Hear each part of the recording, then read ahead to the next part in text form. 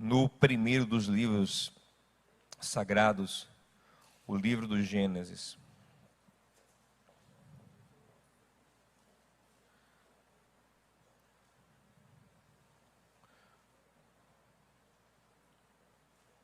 Ou da Gênesis, né?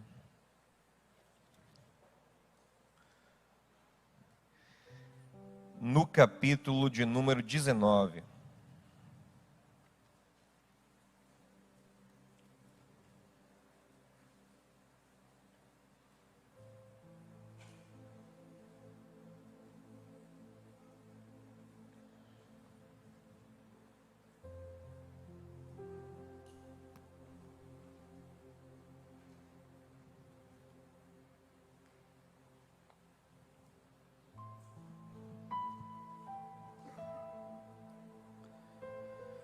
Pai, eu te agradeço por esse momento oportuno para que possamos ouvir a Tua palavra.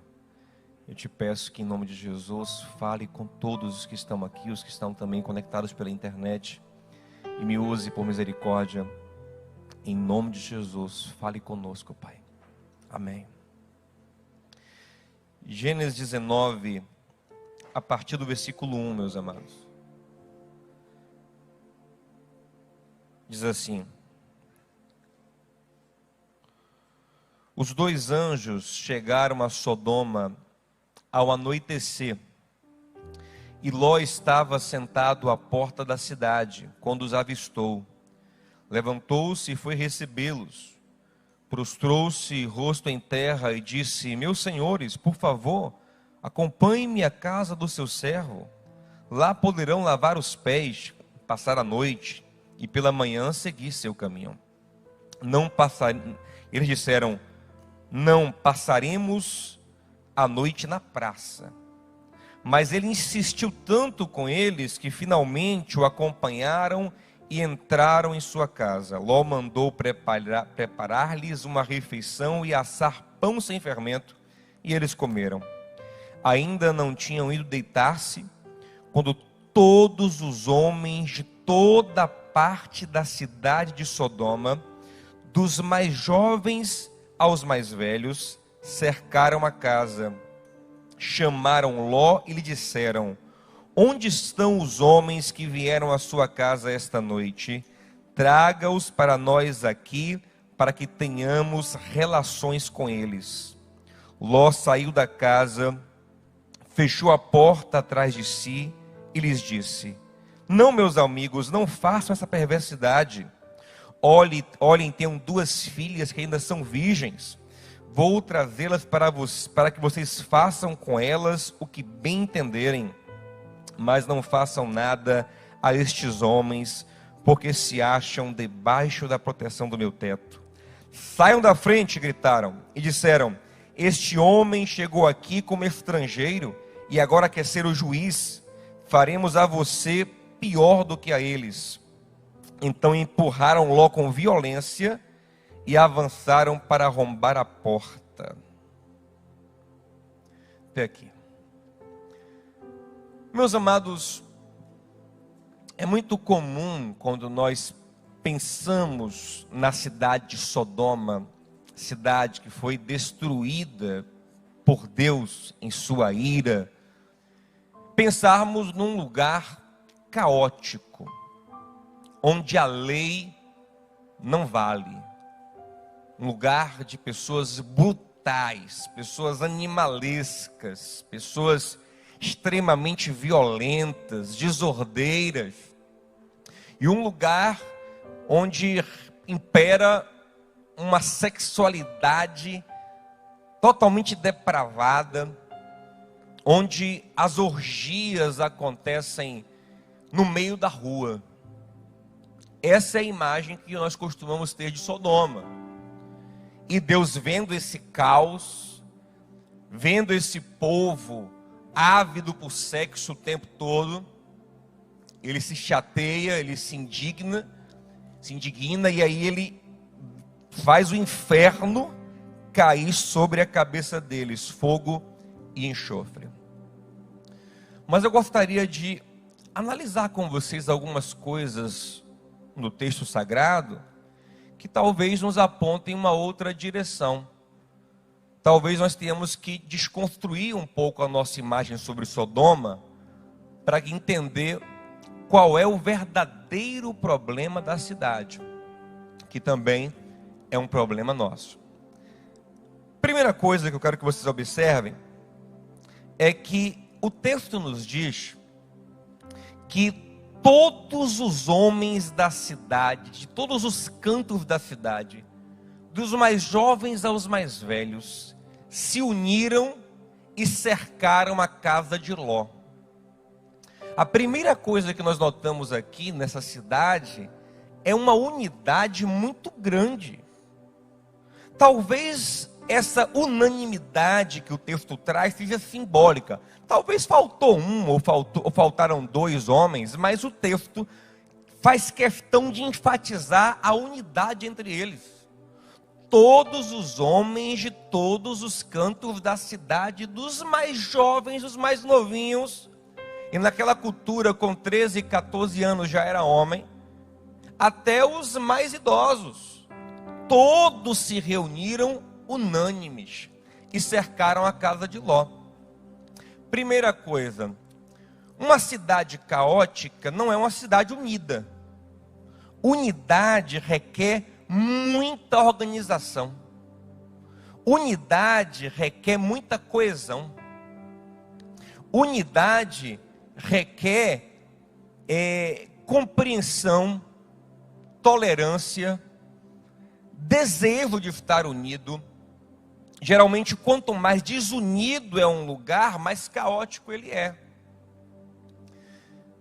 Alguns sociólogos dizem que o grande problema africano, mais do que a falta de recursos, é a falta de unidade. Porque as diversas tribos africanas brigam o tempo todo, o que impede o desenvolvimento e a prosperidade do lugar. Mas quanto mais os povos são capazes de se unir, mais aquele lugar se desenvolve. Lembre de Gênesis 11:6, onde Deus diz que o povo que estava em Babel era tão unido, que se continuasse tão unido assim, em breve nada lhe seria impossível. Então a primeira coisa que a gente vê em Sodoma, que não combina com a cidade caótica, é uma unidade muito grande. A segunda coisa que eu quero que você pense sobre essa cidade, sobre esse pessoal, gente, será que todo mundo ali, todos os homens que estão ali, foram buscar um homem para ter relação sexual, porque estavam todos ávidos por sexo? Faz sentido isso? Vamos mudar um pouco o cenário? Vamos pensar o seguinte: é uma balada. E nessa balada só tem uma pessoa disponível. Faz sentido todas as outras pessoas se correrem para uma única pessoa para satisfazer? Será que o que eles queriam era mesmo se satisfazer? Dos mais novos, que talvez ainda entrando na puberdade ali, aos mais velhos, cuja testosterona está lá embaixo já, e com ela outras coisas também estão meio caídas. Todos eles estão buscando satisfação sexual. Eles estão ali por isso. Todo mundo está ali porque não aguenta ver uma carne nova. E todos querem um pouquinho daquele homem.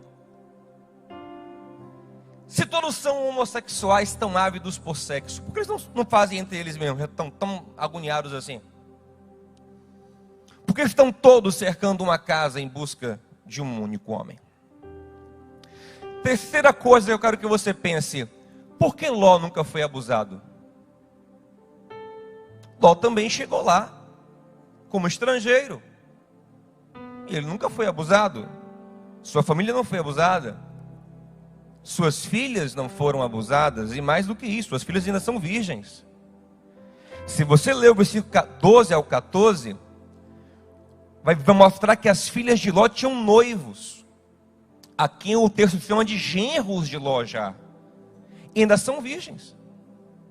Mostra um comportamento moral conservador. Porque as meninas têm noivos e elas permanecem virgens. Então Sodoma não é esse bordel todo. Não é verdade? Outra coisa interessante é que os homens não querem as filhas de Ló e nem o próprio Ló. As filhas de Ló são oferecidas, o que é bizarro, não vou entrar nesse mérito hoje.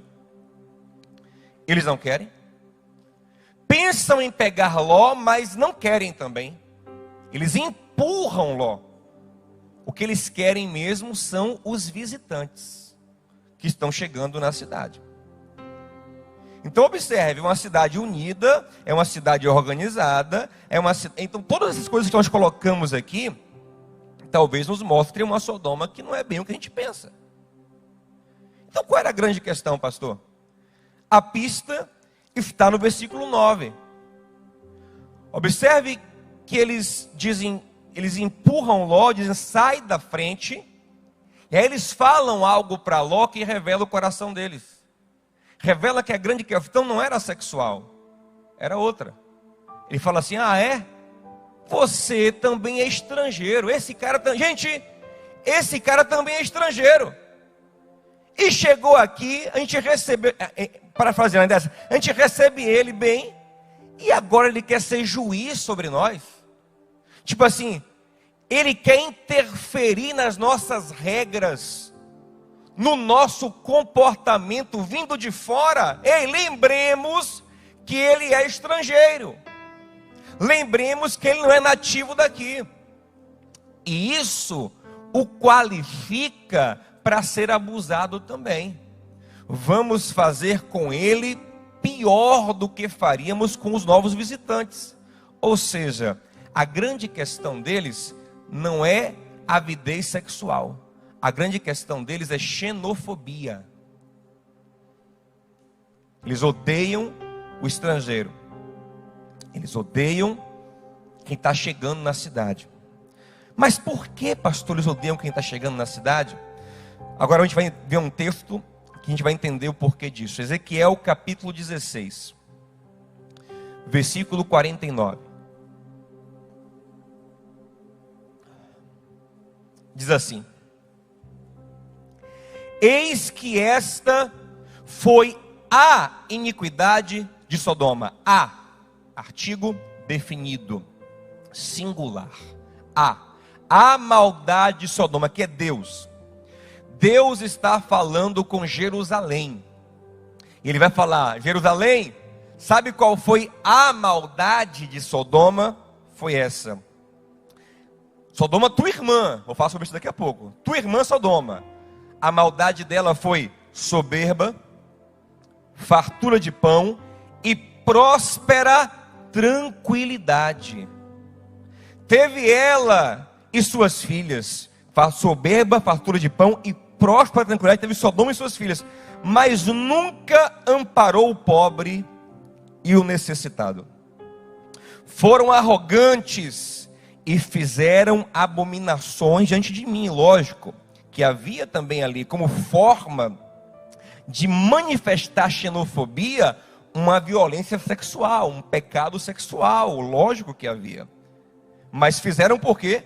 Por causa da sua arrogância, da sua soberba, do seu egoísmo, por não querer amparar quem precisa.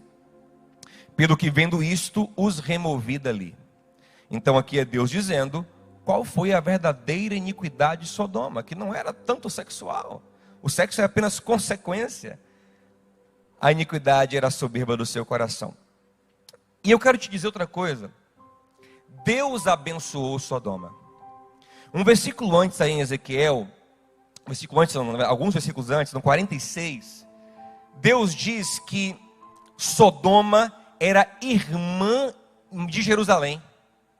Fala, Jerusalém, Samaria é sua irmã mais velha, Sodoma é sua irmã mais nova. E o contexto diz que Deus abençoou as 3 cidades, e cada uma se rebelou a Deus contra Deus de uma forma diferente. Lembre que em Gênesis, como Ló foi parar em Sodoma? Gênesis 13:10 diz que quando ele se separou de Abraão, ele olhou para o vale do Jordão e viu que era tão verde, tão próspero, que o texto fala que ele lembrava o jardim do Senhor, lembrava o jardim do Éden. Quem abençoou Sodoma para ser tão fértil e tão próspera, para os seus campos produzirem tanto? O Senhor, é dele que vem a bênção. Olha como Jesus diz que vivia o povo de Sodoma em Lucas 17:28. Ele diz assim: como também da mesma maneira aconteceu nos dias de Ló. Ló é esse cara aqui, o personagem que a gente está conversando sobre ele, que recebeu os anjos. Comiam, bebiam, compravam, vendiam, plantavam e edificavam. Mas no dia que Ló saiu de Sodoma, choveu do céu fogo e enxofre e os consumiu a todos. Mas olha como eles viviam. Eles não viviam no caos, pelo contrário, era uma cidade extremamente organizada. Como Deus disse a Ezequiel, vivia em tranquila prosperidade. Jesus diz, eles comiam, bebiam, compravam, vendiam, plantavam e edificavam, com a bênção de Deus. Porque se o Senhor não edificar, em vão trabalha quem? Se o Senhor não guardar, em vão protege quem está protegendo. Então toda a prosperidade de Sodoma vinha de uma bênção de Deus sobre aquele povo. Então eu quero que você grave isso. Sodoma era abençoada. Já ouviu? Sodoma era abençoada, era próspera, era forte. A graça de Deus se manifestava sobre Sodoma. Amém, gente? Vamos lá. Isso é tão nítido que não é esse lugar caótico, não é esse lugar devasso, não é esse lugar de abusos constantes assim, que Ló, mesmo vendo os anjos, Ló mesmo vendo o que o povo quis fazer com os visitantes, o que os anjos fez com o povo, quando os anjos cegaram todos os homens, Ló ainda fica hesitante para ir embora. Você pode ver o versículo 15 e 16 de Gênesis 19. Diz que os anjos estão dizendo, Ló, sai logo, senão morrerão também você, suas filhas, sua mulher, seus genros. E eu falo assim, ó, e Ló hesitava. Eu dizia, não, tipo assim, gente, espera aí, calma, tendo mal entendido.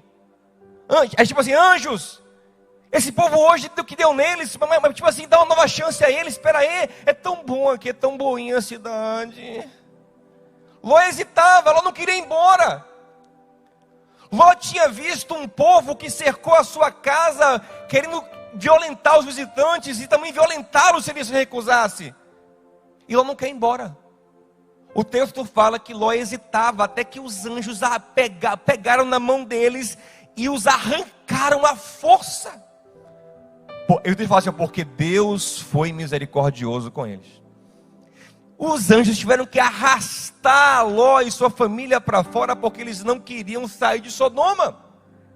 E mesmo assim, como foi a mulher de Ló saiu, gente? Você lembram?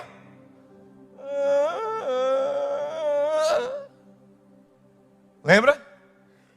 Ela saiu olhando para trás, até virar uma estátua porque o coração dela continuava preso àquela boa cidade, aquele lugar gostoso de viver.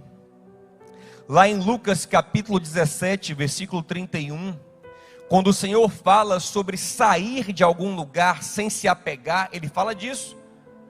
Lembrem da mulher de Ló. Não se apeguem às vezes ao que vocês têm que deixar. Não se apeguem, larguem tudo e saiam. Lembrem da mulher de Ló. Então observe, Sodoma era um lugar próspero, um lugar muito bom de se viver. E qual é o pecado deles? O pecado deles é o que o Senhor falou em Ezequiel. É se apegar tanto à sua prosperidade e começar a ter medo daqueles que podem ameaçá-la, daqueles que incomodam a sua tranquilidade. Mas pastor, aí tem um problema, Ló é estrangeiro. E por que Ló foi aceito? Por que Ló foi recebido? Por uma coisa muito simples. Os anjos chegam em forma humana, né? De mãos abanando. Ló não, meu amigo. Se você ler o texto antes de Ló chegar, que é Gênesis 13, versículos 5 e 6, diz que Ló e Abraão brigam, porque ambos são muito ricos, e não conseguiam mais andar juntos, porque a terra que eles estavam já não suportava tantos bens que eles tinham. Era muito ovelha, era muito gado, eram muitos bens, eram muitos servos. Então Ló não chega em Sodoma de mãos abanando. Ló chega em Sodoma, com muito dinheiro. Então para Sodoma era interessante receber Ló. Então, quando é interessante para mim, bem-vindo, welcome. Pode chegar, a casa é sua. Bem-vindo, Ló, porque ele chega rico. Mas quando dois homens chegam lá, sem nada nas mãos, sem riqueza, sem gado, eles não são bem-vindos. E aí, meus irmãos, eu quero dizer a vocês o seguinte. E a mensagem hoje basicamente é isso. A gente vê aquela imagem de Deus irado, cuspindo fogo literalmente sobre a cidade. A gente pensa, mata esses pervertidos mesmo. Mas a perversão que irou o Senhor foi simplesmente isso. Foi a cidade não discernir, não entender que tudo que Deus nos dá tem um propósito para além de nós mesmos. Ei, mas pastor, isso é suficiente para que Deus se ire e destrua a cidade? A gente sabe qual é essa questão? É que a gente não entendeu ainda o que tem valor para Deus. Esse é o nosso problema. Botar em nossa cabeça que Deus é alguém furioso com pecado sexual. Pecado sexual e pega... Mas você é egoísta, você é avarento, você é soberbo, Deus está de boa. Contrário. Ao contrário. Não que Deus esteja de boa com o pecado sexual, não contrário nesse sentido. Mas o contrário no sentido que o que mais entristece o coração do Senhor é a soberba do nosso coração. É o egoísmo do nosso coração, porque essa é a raiz de toda espécie de maldades. Paulo disse a Timóteo, em 1 Timóteo 6,10, o amor ao dinheiro, ao apego, a soberba, é meu, é a raiz de todos os males. Todos. Esse egoísmo. E ouça uma coisa, Deus se ira com isso. Deus se ira. E muitas vezes nós estamos super constrangidos e arrependidos por muitas coisas, e temos que nos arrepender, nos constranger por tudo que fazemos que ofende o Senhor. Mas estamos, tranquilos, de boa, pacificados, cauterizados em nossa consciência em relação àquilo que talvez mais entristeça o coração de Deus. Que essa nossa frieza, nossa indiferença, nosso desamor, nosso egoísmo, essa coisa de pensar que é meu, dei sorte na vida, fui abençoado, trabalhei, ralei, é meu. Se você observar na Bíblia, na Bíblia, os juízos mais duros de Deus aparecem nesses contextos de egoísmo. Por exemplo, lá em Esté capítulo 4, é muito curioso, porque está num texto, e Esté participa da seleção das meninas e acha graça e vai crescendo e papapá, e cresce e vira rainha, praticamente uma imperatriz, uma esposa do imperador, aquela coisa toda, papapá. Aí de repente aparece Mardoqueu com roupas de pano de saco na porta do palácio.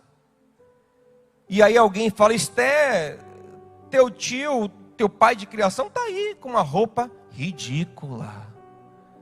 Aí Esté fala: menina, que feio isso aí. Manda para meu tio uma roupa nova. Também me envergonha dando essas roupas ridículas. Aí o tio fala assim para ela: manda dizer Esté, se só ela está alienada da realidade. Porque todos os judeus sabem o que vai acontecer com a gente. Ela está tão confortável no seu palácio que ela não sabe da realidade. Diga a ela que ela tem que fazer alguma coisa. E aí Esté manda um recado seguinte: diga a meu tio Mardoqueu o seguinte, porque eu não, um primo, né, criou ela. Diga a ele o seguinte, que eu não tenho como, infelizmente eu não posso fazer nada. Se eu tentar entrar na sala do rei, eu arrisco a minha preciosa vida de rainha. Afinal de contas, Deus me abençoou muito, né? E nada pode ameaçar a minha vida tão gostosa, tão fofa. Acabei de bater 1 milhão de seguidores no Instagram, gente. Eu não vou postar no meu feed qualquer coisa, né? Ainda falou, com certeza está repreendendo. Tira todo o espírito de Esté desconvertida da cabeça de Jefferson. Eu quero a Esté depois, daqui a pouco eu quero. Eu não vou bagunçar o meu feed. Pelo amor de Deus, né? Essa coisa. Mandei trocar de roupa, inclusive. Você não aparece nem no meu stories, viu? Diga a ele. Essa roupa demodê, nem no meu stories ele vai aparecer. Aí chegam para Mardoqueu com essa conversa. Ela disse que ela não tem o que fazer, não. Que ela vai arriscar a vida dela. A vida dela está ótima, está uma benção, está uma maravilha a vida dela. Ela chegou onde queria chegar. Aí Mardoqueu manda uma palavra para... Eu gosto de Mardoqueu porque ele não se deslumbra. Ele sabe de quem vem o poder. Aleluia! Mardoqueu fala assim, diga a dona Esté, rainha imperatriz, que ela está pensando que, estou parafraseando, mas a ideia é essa, que ela está no trono à toa. Ela está no trono para poder comprar roupa cara, usar perfume importado e andar de cavalo egípcio.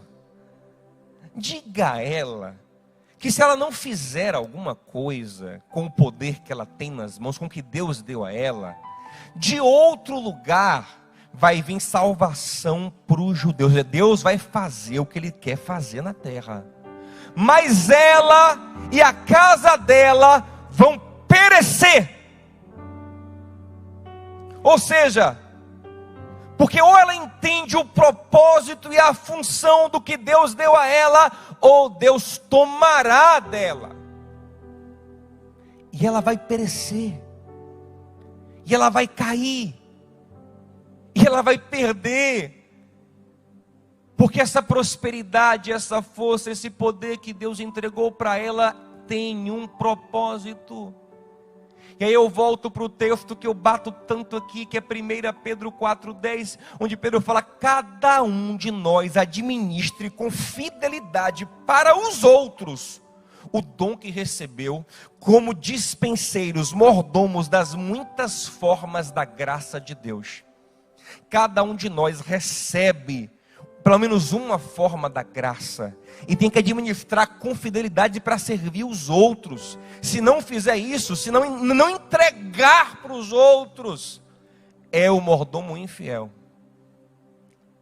que não disponibiliza o talento. Então, um dia ele é tirado, porque quem tem e vive como se não tivesse, não serve, até o que tem é tirado. Mas quem tem, serve com o que tem, mais lhe será dado. É o que Salomão diz em Provérbios 11:24. Quem dá generosamente, mais se lhe acrescenta, mas quem retém mais do que é justo, ser-lhe-á em pura perda. Tem versão que fala como a NVI, cairá em pobreza. Ou seja, se você retiver o que você não pode reter, você que tinha não tem mais, porque você está ofendendo Deus como se apossando do que é dele. não reconhecendo a graça e o propósito. E poucas coisas deixam Deus tão irado quanto isso. A parábola do rico e de Lázaro é sobre isso. Lucas 16, gente, por que aquele rico foi para o quinto dos infernos? Porque era rico? Não faz sentido. Nenhum lugar na Bíblia diz que ser rico é pecado. O texto fala que o mendigo Lázaro morre e vai para o seio de Abraão, e o rico morre. Interessante, né? Que Jesus não dá nome ao rico, mas dá nome ao mendigo, porque para ele a escala de valor é outra. Então o mendigo vai para o seio de Abraão e o rico vai para o quinto dos infernos. Por quê? Porque é rico? Não. O texto é claro. O texto fala que a cidade, pessoas da cidade colocavam o mendigo na porta do rico. Por quê? Porque tinha uma expectativa de que esse, sendo rico, acolhesse o mendigo. E o mendigo desejava comer as migalhas que caíam da mesa do rico, mas nem isso comia, pelo contrário. Só os cães da rua que lambiam as suas feridas. E quando ele morre, já acorda no inferno. Por quê? Porque ele tinha e não repartiu. Ele não entendeu a expectativa que Deus tinha sobre ele. A minha pergunta é: você entende a expectativa que Deus tem sobre você? Alguém pode estar falando assim: pastor, pega esses ricos mesmo agora. Esse miserável avarento. Ei, Deus tem uma expectativa sobre todos nós. Todos nós somos enriquecidos de alguma forma. A graça e os dons de Deus nos enriquecem. E ou nós partilhamos e atendemos das pobrezas em nossa volta. Eu tenho as minhas pobrezas. Cada um de nós tem as nossas pobrezas. Ou quem tem compartilha com quem não tem, ou vai lidar com Deus irado. Lá em Mateus 25...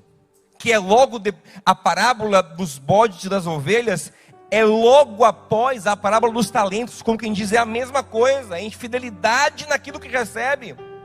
E lembre qual é o critério de um Jesus irado. Ele diz: ali estará o Filho do Homem, ali eu estarei. Para uns, coração aberto, para outros, coração fechado. Por quê? Porque eu vou dizer: as ovelhas, entrem no reino, benditos. Porque eu tive com fome, me deste de comer, com sede, me deste de beber.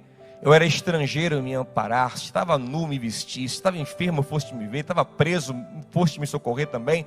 Mas vocês não fizeram nada disso. Mas Senhor, se fosse o Senhor, nós faríamos. Quando vocês não fizeram a um dos meus pequeninos, deixaram de fazer para mim. Porque vocês me servem servindo outras pessoas. É assim que vocês me servem. Apartai-vos de mim, malditos, para o fogo eterno. O fogo que caiu sobre Sodoma, cairá sobre todos aqueles que não discernirem a sua função na terra, que não discernirem que precisam ser generosos, amorosos e misericordiosos e acolher quem precisa de ajuda. Meus amados, já quero ir para o encerramento. Eu quero dizer a vocês que antes de chegar em Sodoma, onde Deus passou? Quem lembra? Capítulo 18. Antes de chegar em Sodoma, esses mesmos anjos que foram a Sodoma, com Deus, passaram em outro lugar. Aonde? Nas tendas de Abraão. Olha a diferença. O texto é proposital para marcar um contraste, para mostrar o homem aprovado e os homens reprovados. Enquanto os homens de Sodoma odeiam quem está chegando para incomodá-los, para bagunçar a sua vida. Ah, que coisa chata, está tão bom a minha vida. Logo hoje que eu programei para assistir meu filmezinho, comprei tudo direitinho, minha vida está tão encarregada. Aí chega essa pessoa aqui para estragar, para me incomodar. Enquanto esse é o sentimento dos homens de Sodoma, não gosta daqueles que incomodam sua vida perfeita. Em Gênesis 18, tem um homem muito rico e abençoado. E o texto fala que ele está deitado debaixo da sombra de uma árvore. De boa, tranquilo, rico, né? só de boa na Netflix dele ali, só postando selfie no Instagram. Tinha acabado de circuncidar, só que é o circuncidado para a glória de Deus. Tá, e pá. Hashtag circuncidado, agora vai. Mais firme do que nunca com o Senhor. Pá, só abençoadão. De boa, debaixo de uma árvore, uma sombrinha gostosa, rico, abençoadão, próspero. Todo abençoado. É Abraão, tá lá. E aí de repente aparecem três, os caras que apareceram em Sodoma, só que com mais um, eram três. Sodoma eram só dois para acolher. Para Abraão aparece três. Aparece três. E o texto fala que ele dá um pinote debaixo da árvore. Corre na direção dos três. Três pobres, os caras não chegam com dinheiro não, chegam lisos. Corre na direção dos três. Se prostra. Diz, por favor, não passem direto, entrem na minha casa. Deixe eu servir vocês. Diz que Abraão coloca eles no cantinho que ele estava. Peraí, esse lugar aqui é top, essa sombra dessa árvore que eu fico aqui, ó que delícia, sentem aqui. Ele vai correndo em casa, fala, Sara, prepara a melhor farinha. Prepara uns pães. Ele vai no curral e fala com o servo dele, pega o melhor novilho. Ele corre e pega leite, ele pega manteiga, ele prepara um banquete. Então ele fala que ele serve os peregrinos enquanto fica em pé. Eles estão sentados comendo embaixo da sombra. E Abraão está em pé, feito um garçom. Veja o texto. Está em pé, feito um garçom assim ao lado. Ó. Mais alguma coisa, meus senhores? Esse é um homem rico, servindo a homens que chegaram sem nada na mão. Mais alguma coisa? Mais alguma coisa? E Abraão ainda é o anfitrião perfeito. Segundo a cultura judaica, o anfitrião perfeito não é só os que servem, mas aquele que até o fim da estadia ainda acompanha até a porta, até a rua, até o aeroporto, até onde for possível. Ele acompanha o visitante. Ele vai pelo caminho, acompanhando, fazendo as honras aos visitantes. Da mesma forma, quando eles chegam na cidade de Sodoma, Ló, não com tantas honras quanto Abraão, mas também com muitas honras, se levanta da porta da cidade, o que mostra que ele era uma autoridade na cidade também, ele tinha respeito na cidade porque era rico. Se levanta e se prostra diante dos anjos e diz, por favor, vamos para a minha casa. O anjo disse, não, vamos passar a noite aqui, a gente quer ver a cidade. Não, por favor, fiquem na minha casa, insiste com eles, leva para casa, prepara a comida. Por que Abraão e Ló têm essa avidez, essa vontade, esse desejo profundo de poder servir aqueles que precisam? Porque eles têm uma consciência, eles entendem que cada carência é uma oportunidade deles agradarem a Deus. Se isso entrar no seu coração, você vai começar a caçar oportunidades de fazer o bem. Cada carência é uma oportunidade de eu servir, de eu ser útil. E enquanto eu for útil na terra, Deus me abençoa. Deus me cobre de graça. Deus me fortalece. É o que Davi diz no Salmo 51. Ele está pedindo perdão por pecados terríveis. E fala, Senhor, se o Senhor me perdoar, eu vou ensinar os pecadores o teu caminho. Os transgressores se converterão a ti. Senhor, me perdoa, que eu vou servir, eu quero me entregar, eu quero ajudar, eu vou partilhar essa graça que o Senhor está me concedendo. Eu, como pecador arrependido, vou resgatar outros pecadores para o Senhor. Eles entendem isso. Eles entendem esse ciclo da graça. Ei, quando eu não tenho um profundo desejo de abençoar, de ajudar, de socorrer, de amparar, eu interrompo o ciclo da graça na minha vida. Provérbios 21:13, olha o que diz.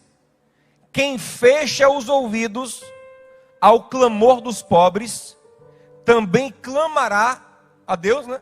E não terá resposta. Quebrou o ciclo da graça. Já que você não tem ouvidos para quem precisa, você também não tem ouvidos para as suas necessidades nos céus. Porque você não cumpre mais a função primordial na terra de servir. E quem não serve para nada. Você ora e não é ouvido. Porque na terra você não ouve ninguém. Você entende como isso é grave? Você entende como isso é sério? Você entende como isso é essencial na palavra de Deus? Gente, quem é o nosso grande modelo? Jesus. A quem a Bíblia chama de unigênito de Deus, significa filho único. Filho único, herdeiro único. Tudo é dele. Mas a Bíblia nos diz, Paulo diz em Romanos 8:29, que aqueles que o Senhor escolheu para serem conformes à imagem do seu Filho, para que o Filho de Deus seja primogênito entre muitos irmãos. Pense em você, seu filho único de um pai bilionário, e de repente seu pai resolve adotar um monte de gente. Tem uns casos engraçados às vezes, né, de umas brigas que dá em idade de família, que tipo o pai ou a mãe, geralmente o pai, né, quando está na idade mais avançada, o pai vai casar de novo com uma mulher mais jovem e tal, com idade fértil ainda, mesmo dá um problema. Tem filho que faz o pai assinar assim aqui, ó, que você não vai mais ter filho. Se tiver filho, me esqueça. Não vou considerar como meu irmão, não vou aceitar na família, eu não vou dividir nada com ele. Isso rola, você sabe disso. Isso porque o pai vai ter filhos naturais, e os antigos filhos não querem ninguém para dividir nada. Agora imagina você a vida toda ser o bilionário, aí você vai adotar um monte de gente que vai dividir as coisas com você. Mas é exatamente isso que Jesus faz. Ele desce à terra para dividir tudo que ele tem com a gente. Tudo. Romanos 8,17. Se somos filhos, então somos herdeiros. Herdeiros de Deus e co-herdeiros com Cristo. Co-herdeiros, herdamos junto com Ele. Se de fato participamos dos seus sofrimentos, que é a marca do discípulo de Cristo, é certo também que participemos da sua glória. Vou lhe falar uma coisa, um dia, você vai acordar numa dimensão, onde você será muito rico, de todas as formas que você imaginar. Muito, mas muito, muito, muito, muito, muito. Você vai falar assim, nossa, o que é isso? Que vida é essa? O que eu fiz para merecer isso? Deus fala, nada. Mas o teu irmão mais velho ali, ó, acolheu você, dividiu tudo com você, ele te enriqueceu. Um dia toda lágrima vai ser secada dos nossos olhos. Por quê? Porque aquele que recebeu toda a graça, todo o amor, que é digno de tudo que é bom, vai compartilhar com a gente. Ele poderia fazer como Sodoma. Epa, não, esse pessoal está chegando aí para incomodar a gente, para esse pessoal que não vale nada, viu? Estou chegando para atrapalhar a nossa vida, atrapalhar a nossa... Porque Deus, o que é que o Senhor fala para o Pai? Pai, restitui-me a glória que eu tinha contigo antes da fundação do mundo. Jesus, o Pai, o Espírito Santo eram felizes com os seus anjos antes da fundação do mundo. E a gente só chega para dar dor de cabeça a eles. E para incomodar, trazer problemas, trazer tristeza. Eles não sabiam, pelo menos talvez não na prática, o que era se entristecer com filhos. Não sabiam, eles viviam em perfeita harmonia. E nós chegamos para bagunçar tudo. Para deixar Deus irado. chateado, triste, como ele aparece várias vezes na Bíblia, mas ainda assim ele diz: eu quero, porque eu os amo. E Deus fez como Deus colocou no seu coração: acolher a gente, nos amar e nos entregar o que a gente não merece. Então hoje eu quero dizer a você, meu irmão, em nome de Jesus, cuidado, para que na vontade de preservar seu bem-estar, sua qualidade de vida, seu tempo precioso, sua vida, minhas coisas, eu sonhei com a minha vida, agora chega essas coisas, você vai me bagunçar.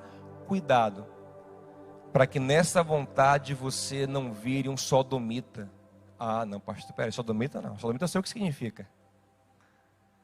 À luz da Bíblia, sodomita, pelo menos à luz do Antigo Testamento, no Novo aparece essa expressão com outro sentido, eu concordo. Mas à luz do Antigo Testamento, sodomita é o soberbo que não quer que nada atrapalhe o seu bem-estar, que vive para o seu conforto. E quem atrapalhar o seu conforto, quem atrapalhar a sua vida perfeita, é odiado, é desprezado, é espantado para que não atrapalhe. O que eles queriam fazer com o visitante era isso: ó, vou ensinar que não entra aqui não. Pobre chegou aqui para atrapalhar a nossa vida perfeita? Não, a gente abusa dele para ele aprender, nunca mais voltar aqui. Essa era a ideia de Sodoma. Cuidado, meu irmão, cuidado, porque não tenha dúvidas que nessa vida passageira, cheia de... Eu sei, gente, que é confortável, lógico. Se a gente puder não ver a miséria, não ver a pobreza, não ver a dor de ninguém, não ver a aflição, e criar um nosso mundo encantado, é gostoso, lógico que é. A gente se aliena de tudo que é problema, a gente não vê jornal, não vê nada, anda na rua, não quer ver ninguém, ou vê um mendigo, vira o rosto.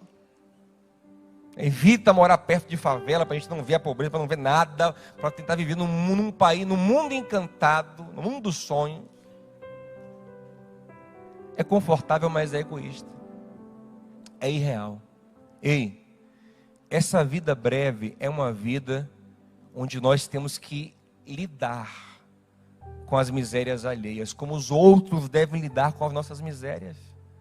E vai chegar o tempo, gente, fiquem tranquilos, vai chegar o tempo de paraíso, vai chegar o tempo de perfeição. Mas diga para alguém aí: ainda não chegou. Pare com essa ilusão, ainda não chegou. Essa vida é uma vida de uma dura realidade. Se nós não encararmos, naquele grande dia o Senhor falou: infelizmente você fracassou, você não fez o que eu esperava de você. Essa é uma vida de muitas alegrias também, de muito gozo, de muito prazer, de felicidade. Mas de felicidade encontrada no servir, no realizar, no amparar, no consolar, na alegria do dar, na alegria do acolher. Que Deus nos livre de ser Sodoma, para que a ira do Senhor não caia sobre nós hoje ou num julgamento futuro. Vamos ficar em pé em nome de Jesus, vamos orar.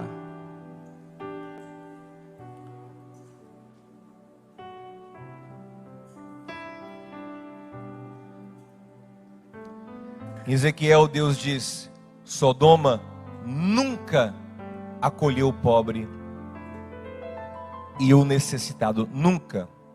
Sabe o que significa isso? Para um povo nunca acolher o pobre, significa que eles têm uma política, eles institucionalizaram o elitismo. Você tem que ter uma organização para poder fazer isso. E a coesão deles, a unidade deles, a pressão que fizeram sobre Ló, mostra que isso era uma norma, isso era uma prática muito forte, pensada, não era uma coisa à toa, eles pensavam isso. Ó, gente, ninguém acolhe pobre aqui não. Tanto que rolou um boato, ó, Ló acolheu 2 pobres. Vamos lá, não pode. Aqui pobre não chega não. Porque se bota um, vem mais. Daqui a pouco tá as ruas todas cheias de pobre aqui. Daqui a pouco tá aquelas casas feias aqui em Sodoma. Daqui a pouco tá aqueles pessoal todo mal vestido aqui. Não. Aqui é a nossa Suíça. Né? Apesar, mas pastor, então é pecado viver na Suíça? Sabe por que a Suíça quase não tem pobre? Porque lá eles encontraram uma forma de acolher todo mundo. Entende? Essa é a questão da Suíça e dos países nórdicos também, escandinavos, aquela região ali. Eles encontraram uma forma de fazer com que ninguém passe necessidade. A abertura para o estrangeiro ou não são coisas que a gente tem que pensar e discutir. Mas o nosso Brasilzão aqui, eu estava vendo a escala ontem, é um dos países com menor percentual de estrangeiro do mundo. Nosso problema não é acolher o estrangeiro, não. A gente não acolhe os nossos mesmo. Quem passa fome são os nossos mesmo, não é o estrangeiro, não. Os nossos são abandonados. Os nossos morrem todos os dias. Então nós precisamos, em nome de Jesus, hoje, cada um de nós, de uma forma. Isso aqui não é palavra, pastor, essa palavra aí é palavra under 10 salários mínimos, né? Não, é para todo mundo. Não se esquive. Você tem uma riqueza na sua vida também. Não é só financeiramente. Deus nos dá recursos. Deus nos dá graça. Deus nos dá possibilidades. Deus nos dá força. Que Deus nos ajude. Essa palavra é para mim também. É para todos nós. Que Deus nos livre de ser Sodoma nesse tempo. Porque é a partir daí que todo mal chega sobre as nossas vidas. É a partir daí, é a partir desse egoísmo intrínseco que somos capazes de cometer todo tipo de males. Estuprar visitantes era a melhor forma que eles encontraram para dizer: eu nunca mais piso os pés aqui. O estupro era uma ferramenta do egoísmo. Ei, quando o egoísmo se estabelece, quando o elitismo se estabelece, ouça isso, toda ferramenta é válida. Eu não vou nem entrar nisso aqui hoje. Mas o que é que fez Hitler matar tanta gente? O elitismo no coração. A ideia de ser superior e ter que manter por justiça a superioridade de uma raça, de um povo. E quem atrapalhar esse sonho de vida perfeita dos povos germânicos, da raça ariana superior, tem que ser eliminado. Os primeiros que atrapalham, os judeus parasitas que estão aqui roubando nossa riqueza, mata todos, porque nós merecemos ser felizes. Quando eu penso muito que mereço ser feliz a qualquer custo, eu faço qualquer coisa. Muitos homicídios estão acontecendo aí porque as pessoas, quase todos, poucos são os homicídios por momento ali de emoção, de passividade ali, de reação. Poucos, a maioria são feitos por alguém que acha que o outro ameaça a sua felicidade de alguma forma. Tomou o que lhe é seu, não pagou o que lhe deve, rompeu com ele, arrumou outra pessoa, então está ameaçando a minha felicidade, então eu vou lá matar. Ou nós entendemos a nossa função, ou seremos extremamente perversos, ainda que não percebamos o quão perversos estamos sendo. Seremos sodomitas nesse tempo. Mas que Deus nos livre, que Deus nos guarde, que nós sejamos como Abraão, que tem prazer em servir, tem prazer em acolher, tem prazer de sair do seu conforto para poder servir. Ei, gente, vamos servir. A vida é curta, a vida é breve. Vamos esforçar para servir. A vida é curta, a vida é breve. Um descanso eterno está preparado para a gente. Descanso não, porque lá também tem trabalho, mas uma vida de muito gosto está preparada para a gente. Vamos servir, amém? Feche o seu olho e comece a falar com o seu Deus sobre a sua vida, sobre o que Ele tem te dado. Quando a gente canta um pedacinho da canção, a gente já vai fazer uma oração aqui bem rapidinho.